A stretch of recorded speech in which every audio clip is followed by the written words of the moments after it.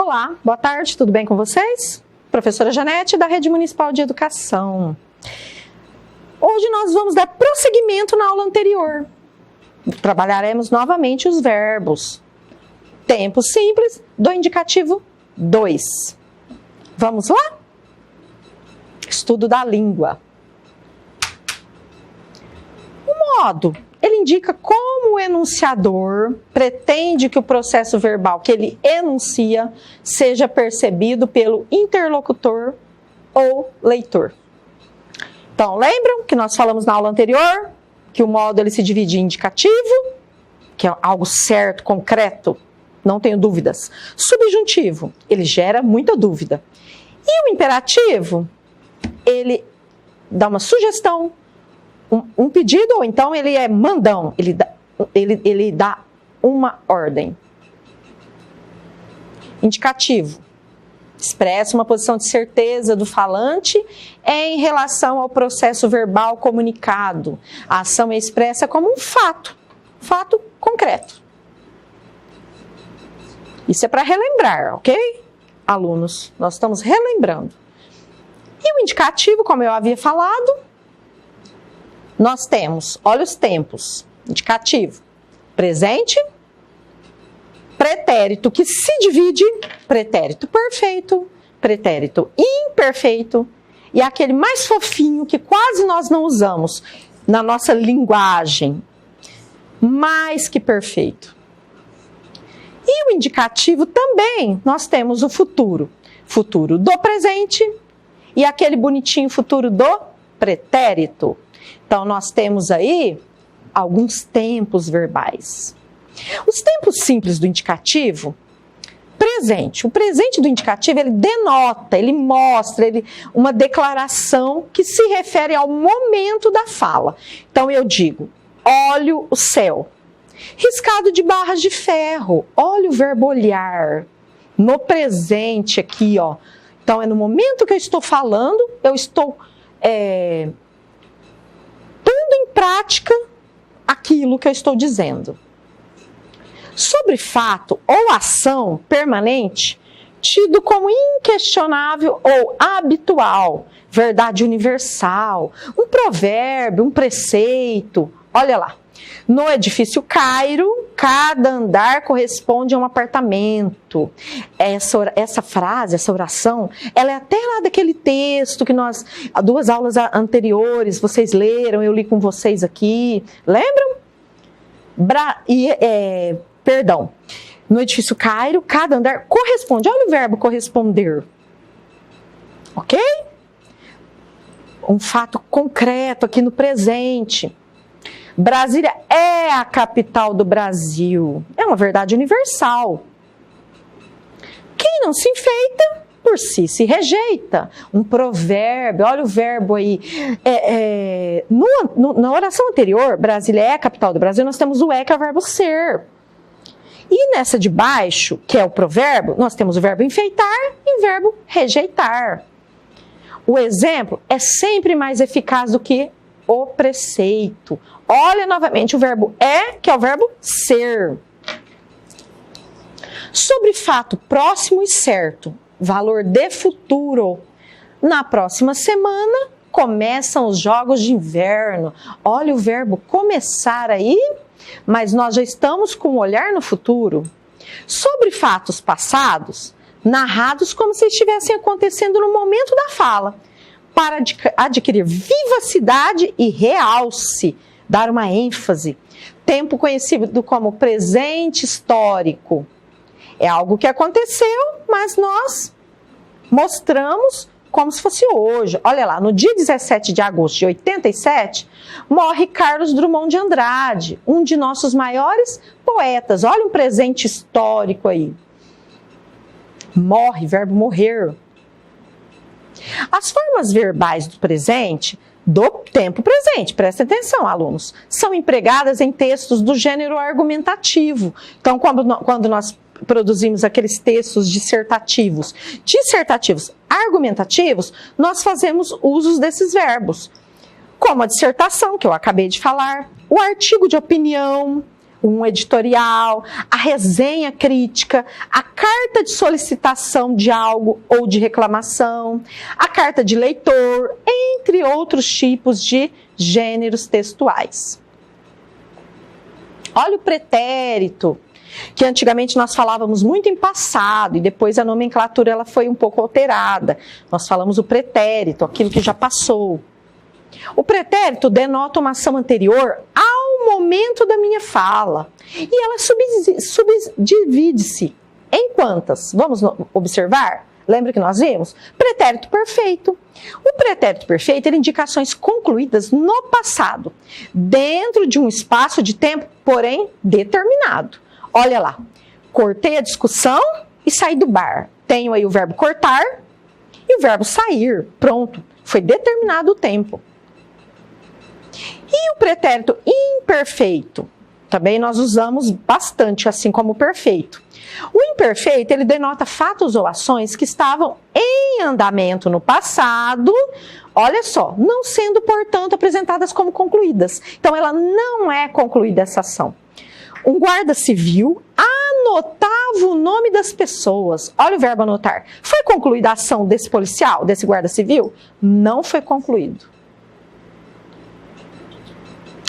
E o imperfeito também indica a ação que ocorreu no passado, ao mesmo tempo, simultaneamente a outra. Olha só, percebi que o uísque influía demais nas opiniões.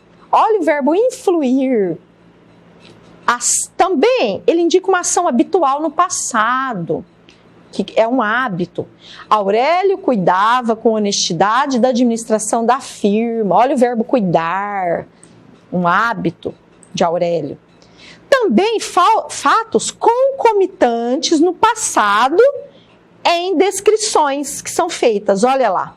Lá estava o Dibinho, olha a descrição. Lá estava o Dibinho, verbo estar. Na mão direita, via-se, olha o verbo ver, entre os dedos, um botão comum do qual pendiam, olha o verbo pender, fiapos de tecido. O pretérito imperfeito, ele é usado também no lugar de outros tempos, como nos casos seguintes. É em lugar do presente do indicativo, para obter a simpatia do interlocutor, ou então para atenuar, amenizar a ideia de imposição de um pedido ou afirmação. Olha lá, queria dizer que eu estou esperando há meia hora e tenho pouco tempo. Essa substituição, por quero, olha lá, o queria por quero. Também em lugar do futuro do pretérito. Na linguagem coloquial, aquela nossa do dia a dia que nós podemos falar, porém não podemos escrever, para indicar um fato esperado ou desejado. Se eu pudesse, não fazia outra coisa na vida, de hoje em diante. Olha só, o fazia por faria. E o mais que perfeito, que muitos alunos e muitas pessoas ou não conhecem, desconhecem um pouco. Por quê? Porque nós não temos hábitos de utilizá-lo. O mais que perfeito denota uma ação passada anterior a outra que também ocorreu no passado.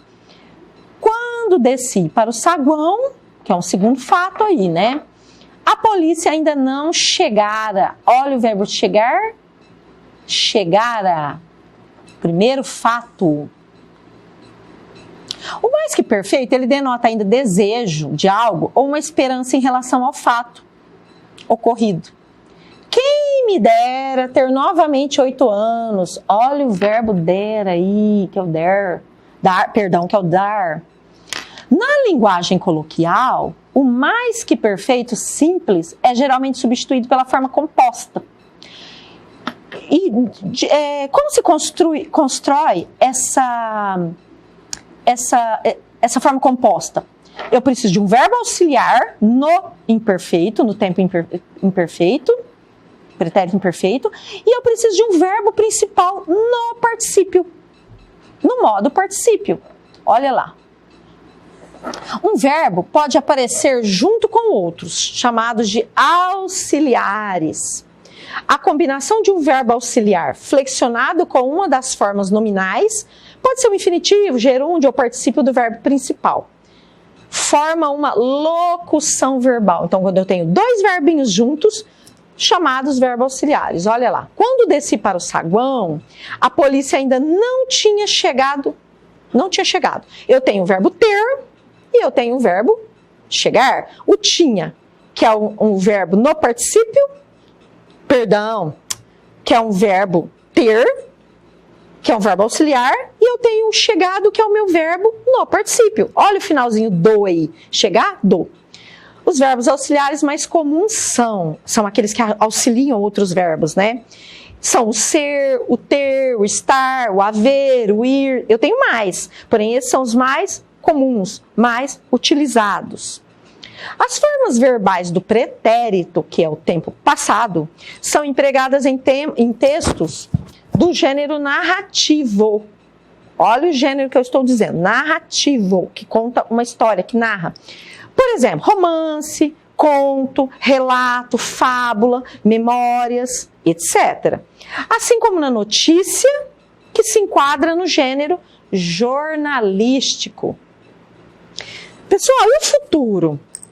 Aquela situação que vai acontecer ainda, que acontecerá. O futuro, ele denota uma ação posterior ao momento da fala. E ela subdivide-se em futuro do presente. O futuro do presente denota uma ação que, em relação ao presente, ainda haverá de realizar-se. Exemplo. Dibinho jamais demonstrará sua inocência. Olha o verbo demonstrar já lá no futuro. O futuro do presente, ele também pode indicar uma ação hipotética. Eu posso levantar uma hipótese. Ela é uma situação, uma circunstância duvidosa. Diante dos fatos atuais, todos pensarão que eu sou o culpado da morte de Dibinho. Olha o verbo pensar também numa situação duvidosa lá no futuro. Será ele o assassino de Dibinho? Olha o verbo ser também, com circunstância duvidosa lá no futuro também. Pode também denotar uma ordem a ser cumprida na linguagem jurídica. Os aluguéis vencerão no 5º dia útil de cada mês, sendo que, pagos em atraso, sofrerão o acréscimo dos juros previstos em lei. Eu tenho aí o verbo vencer e eu tenho sofrer. Ambos da segunda conjugação por serem terminados em er. Olha só, lançados no futuro, uma linguagem jurídica. Também denotam preceitos ou normas com valor de imperativo. Lembra o modo imperativo que ele indica uma ordem, um pedido, uma solicitação? Exemplo, não levantarás falso testemunho. Olha o verbo levantar. Não cobiçarás a mulher do próximo. Olha o verbo cobiçar, também no futuro com valor de imperativo, modo imperativo.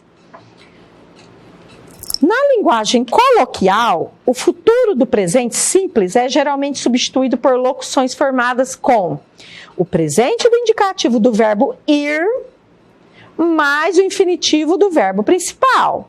Parece complexo, mas não é. Muito sussa, muito sossegado. Olha lá.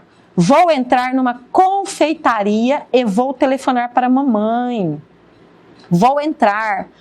Olha o meu... Aqui eu tenho uma locução verbal, porque eu tenho dois verbos. Olha o verbo ir e eu tenho o infinitivo do verbo entrar. Primeira conjugação, olha o ar. E o telefonar, vou telefonar. Verbo ir, mais também o infinitivo do verbo telefonar. Ninguém sabe quando o mundo vai acabar. Verbo ir, vai, no caso, e o acabar, que é o infinitivo. Pessoal, futuro do pretérito. O futuro do pretérito, ele denota uma ação futura em relação a uma ação situada no passado. Olha que estranho. Pensa Escutem bem, Dibinho tinha certeza de que jamais demonstraria sua inocência. Demonstraria, comeria, terminaria, faria, falaria, beberia, olharia. Esse tinha é o passado, ok? O futuro do pretérito indica ainda hipótese, dúvida em relação ao fato de que se fala. Exemplo, seria penoso conciliar o sono naquela situação. Olha o seria aí. Também denota uma ação cuja realização é improvável, ou seja, impossível, já que está sujeita a certa condição. Tem um condicional aí. Olha o se ali, ó. Lembram lá que nós vimos? No caso que nós vimos em orações subordinadas? Se os indícios não fossem todos contra mim, eu conseguiria justificar-me. Olha o verbo conseguir, conseguiria. Também na forma coloquial, assim como na linguagem jornalística, o futuro do pretérito é usado no lugar do imperativo ou do presente do indicativo para mostrar polidez. O que é polidez? Ser uma pessoa pólida, educada. Olha lá. Você me faria um favor? Olha aí a substituição. Faça-me favor. Usado também, olha lá, nessa circunstância. Pediria para me ouvirem com atenção. Substituído por peço, ok? Queridos, parece complicado. São muitas informações, mas vocês têm todo esse conteúdo no material didático de vocês. Deem uma boa olhada, uma boa lida. Reveja esse vídeo, essa videoaula, quantas vezes for necessário. Tirem a dúvida com o professor tutor de vocês. Tentem, pelo menos, fazer as atividades. Envie também para o professor tutor. Ok? Tenho certeza da capacidade de vocês. Confio plenamente. Ok? Fiquem com Deus. Até uma próxima videoaula. E foco e força aí. Um grande abraço.